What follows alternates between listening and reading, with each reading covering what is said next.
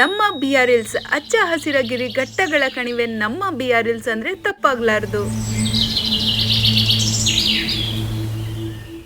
ಇಲ್ಲಿ ವೈವಿಧ್ಯ ಗಿಡ ಮರಗಳಿದೆ, ಪ್ರಾಣಿ ಸಂಕುಲವಿದೆ, ಪಕ್ಷಿಗಳ ಕಲರವ ಇದೆ, ರಂಗಪ್ಪನ ಮಹಿಮೆ, ಸೋಲಿಗರ ಹಿರಿಮೆ ಎಲ್ಲವೂ ಕೂಡ ಇದೆ.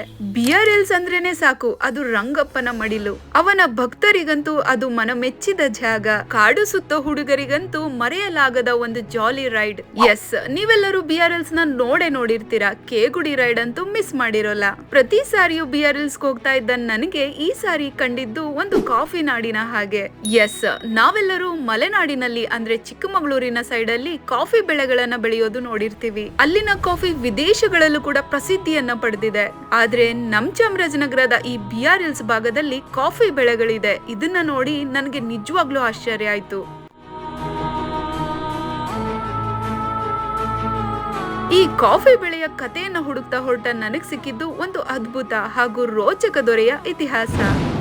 ಎಸ್, ನೀವು ಈ ಕಥೆನ ಕೇಳಲೇಬೇಕು. ಅದಕ್ಕೂ ಮುಂಚೆ ನನ್ನ ಚಾನಲ್ಗೆ ಸಬ್ಸ್ಕ್ರೈಬ್ ಆಗಿ. ಕಾಫಿ ಬೆಳೆಯ ಇತಿಹಾಸವನ್ನ ಹುಡುಕಿ ಹೊರಟ ನನಗ್ ಸಿಕ್ಕಿದ್ದು ಒಬ್ಬ ಚಿನ್ನದ ದೊರೆಯ ಕತೆ. ಅದು ಸ್ವಾಮಿ ಪೊನ್ನಾಚಿ ಸರ್ ಕಡೆಯಿಂದ. ಸ್ಕಾಟ್ಲೆಂಡ್ ಇಂದ ಬಂದಂತ ಒಬ್ಬ ನಿರಾಶ್ರಿತ ರಾಡಾಲ್ಫ್ ಮೋರಿಸ್ ತನ್ನ 18ನೇ ವಯಸ್ಸಿಗೆ ಭಾರತಕ್ಕೆ ಬಂದ್ಬಿಡ್ತಾನೆ. ಮೊಟ್ಟ ಮೊದಲು ಈತ ಚಿಕ್ಕಮಗಳೂರಿನ ಚಿಕ್ಕ ಪುಟ್ಟ ಎಸ್ಟೇಟ್ ಗಳಲ್ಲಿ ಕೆಲಸ ಮಾಡ್ತಾ ಇರ್ತಾನೆ. ಕಾಫಿಯನ್ನ ಬೆಳೆಯೋದು ಹಾಗೂ ಅದರ ಸರಬರಾಜು, ಅದರ ಪ್ಯಾಕಿಂಗ್ ಎಲ್ಲಾದ್ರಲ್ಲೂ ಕೂಡ ಈತ ನಿಪುಣನಾಗಿ ಬಿಡ್ತಾನೆ. ತದನಂತರ ಈತನಿಗೆ ಅಲೆದಾಟ ಹುಚ್ಚು ಹಿಡಿಯುತ್ತೆ. ಕಾಡು ಮೇಡುಗಳನ್ನ ಸುತ್ತುತ್ತಾ ಬೇಟೆಯಾಡುತ್ತಾ ತನ್ನ ಜೀವನವನ್ನ ಸಾಗಿಸುವಂತ ಗುರಿಯನ್ನ ಹೊಂದಿರ್ತಾನೆ. ಹಾಗೆ ಅಲೆದಾಟದ ಹುಚ್ಚು ಹಿಡಿಸ್ಕೊಂಡಿದ್ದ ಈತ ಅಲೆದಾಡ್ತಾ ಬಂದಿದ್ದೆ ನಮ್ಮ ಬಿಆರ್ಎಲ್ಸ್ ಕಡೆಗೆ. ಒಂದಷ್ಟು ದಿನಗಳ ಕಾಲ ಬಿಆರ್ಎಲ್ಸ್ ನ ಮೂಲೆ ಮೂಲೆಗೂ ಕೂಡ ಓಡಾಡಿದ ಮೋರಿಸ್ ಇಲ್ಲಿನ ವಾತಾವರಣಕ್ಕೆ ಮನಸೋಲ್ತಾನೆ. ಚಿಕ್ಕಮಗಳೂರಿನಂತ ವೆದರ್ ಅನ್ನ ಫೀಲ್ ಮಾಡಿದಂತ ಈತ ಇಲ್ಲಾಕೆ ನಾವು ಕಾಫಿ ಬೆಳೆಗಳನ್ನ ಬೆಳಿಬಾರ್ದು ಅನ್ನೋ ಆಲೋಚನೆಯನ್ನು ಕೂಡ ಮಾಡ್ತಾನೆ. ಒಂದೆರಡು ಚಿಕ್ಕ ಪುಟ್ಟ ಕಾಫಿ ಗಿಡಗಳನ್ನ ನೆಟ್ಟು ಹೊರಟ ಈತ ಸುಮಾರು ದಿನಗಳ ನಂತರ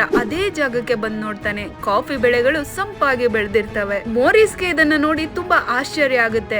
ಎಸ್, ನಾನಿಲ್ಲಿ ಕಾಫಿ ಬೆಳೆಯನ್ನ ಬೆಳಿಬಹುದು, ಇಲ್ಲೊಂದು ಬ್ಯೂಟಿಫುಲ್ ಆದಂತ ಎಸ್ಟೇಟ್ ಅನ್ನು ಕೂಡ ಮಾಡಬಹುದು ಅನ್ನೋ ಆಲೋಚನೆಯಿಂದ ಅಲ್ಲಲ್ಲಿ ಅಲೆದಾಡ್ಕೊಂಡಿದ್ದಂತ ಎಲ್ಲಾ ಸೋಲಿಗರನ್ನು ಕೂಡ ಒಂದೇ ಜಾಗಕ್ಕೆ ಸೇರಿಸ್ತಾನೆ. ಅಲ್ಲಿಂದ ಶುರುವಾಗುತ್ತೆ ದಿ ಫೇಮಸ್ ಅತ್ತಿಕಾನೆಯ ಕಾಫಿ ಎಸ್ಟೇಟ್ ನ ಶುಭಾರಂಭ. ಕಾಫಿ ಗಿಡಗಳನ್ನ ನೆಡುವುದು, ಅದರ ಪೋಷಣೆ, ಅದನ್ನ ಹೇಗ್ ನೋಡ್ಕೋಬೇಕು, ಅದರ ಕಟಾವು ಎಲ್ಲದರ ಬಗ್ಗೆ ಕೂಡ ಸೋಲಿಗರಿಗೆ ಇಂಚಿಂಚು ಮಾಹಿತಿನೂ ಕೂಡ ಕೊಡ್ತಾನೆ. ಮೊದಲಿಗೆ ಅತ್ತಿಕಾನೆ ಎಸ್ಟೇಟ್ ಅನ್ನ ಪ್ರಾರಂಭಿಸ್ತಾನೆ. ಇಲ್ಲಿ ಬೆಳೀತಾ ಇದ್ದಂತ ಅರೇಬಿಕಾ ಕಾಫಿ ದೇಶ ವಿದೇಶಗಳಲ್ಲೂ ಕೂಡ ಅತಿ ಹೆಚ್ಚು ಶಬ್ದವನ್ನ ಮಾಡುತ್ತೆ. ನಮ್ಮ ಚಾಮರಾಜನಗರದ ಈ ಭಾಗದಲ್ಲಿ ಬೆಳೀತಾ ಇದ್ದಂತ ಕಾಫಿ ಹಡಗಿನಲ್ಲಿ ವಿದೇಶಕ್ಕೂ ಕೂಡ ಹೋಗ್ತಾ ಇತ್ತು. ಎಷ್ಟು ರೋಮಾಂಚನ ಅಲ್ವಾ?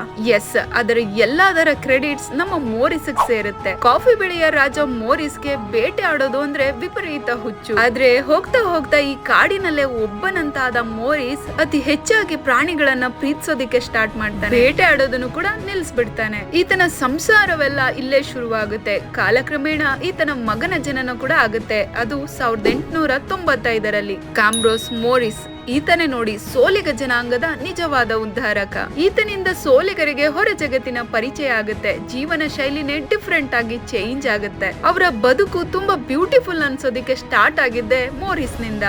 ಮಾಲೀಕನಾಗೋ ಬದಲು ಸ್ನೇಹಿತನಂತೆ ಇದ್ದಂತ ಮೋರಿಸ್ ಜನಗಳ ದೇವರಾಗೆ ಬಿಡ್ತಾನೆ. ಕಾಫಿ ಬೆಳೆನಲ್ಲಿ ಉನ್ನತ ಮಟ್ಟಕ್ಕೆ ಹೋಗ್ಬೇಕು ಅಂತ ಅನ್ಕೊಂಡಿದ್ದಂತ ಮೋರಿಸ್ ತನ್ನ ತಂದೆ ಮಾಡಿದ್ದಂತ ಎಸ್ಟೇಟ್ ಅನ್ನ ಹೊನ್ನಮೇಟಿ, ಬೇಡ್ಗುಳಿ, ಕಾಟಿಗೆರೆಗಳವರೆಗೂ ವಿಸ್ತರಣೆ ಮಾಡ್ತಾನೆ. ನಿಮಗ್ ಗೊತ್ತಾ, ಮೋರಿಸ್ ಆಕರ್ಷಣೆಗೆ ಒಳಗಾದ ಪಕ್ಷಿ ಪ್ರೇಮಿ, ಪಕ್ಷಿ ತಜ್ಞ ಸಲೀಂ ಅಲಿ ಅವರು ಕೂಡ ನಮ್ಮ ಬಿಆರ್ಎಲ್ಸ್ ಬಂದಿರ್ತಾರೆ. ಅದೆಷ್ಟೋ ದಿನಗಳ ಕಾಲ ಮೋರಿಸ್, ಸಲೀಂ ಅಲಿ ಹಾಗೂ ಅಂದಿನ ಕಾಲದ ದಿ ಗ್ರೇಟ್ ಹಂಟರ್ ಅಂತ ಕರೆಸ್ಕೊಳ್ತಾ ಇದ್ದಂತ ಜಿಮ್ ಕಾರ್ಬೆಟ್ ಎಲ್ಲರೂ ಕೂಡ ಬಿಆರ್ಎಲ್ಸ್ ನ ಮೂಲೆ ಮೂಲೆ ಸುತ್ತುತ್ತಾರೆ.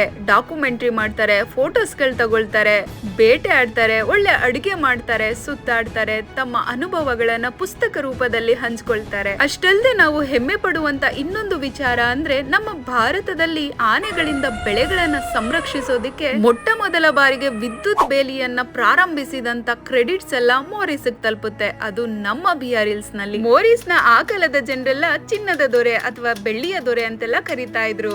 ಯಾಕಂದ್ರೆ ಸುಮ್ನೆ ನಡ್ಕೊಂಡು ಹೋಗ್ತಾ ಇದ್ರೇನೆ ಜನರಿಗೆ ಬೆಳ್ಳಿ ನಾಣ್ಯ ಹಾಗೂ ಚಿನ್ನದ ನಾಣ್ಯಗಳನ್ನ ಕೊಡ್ತಾ ಇದ್ರಂತೆ. ಮೋರಿಸ್ ನ ತಂದೆ ರಾಡಾಲ್ಫ್ ಮೋರಿಸ್ ಒಂದ್ಸಾರಿ ಕಾಡಿನಲ್ಲಿ ಕಾಡು ಕೋಣದ ದಾಳಿಗೆ ಒಳಗಾಗ್ತಾರೆ.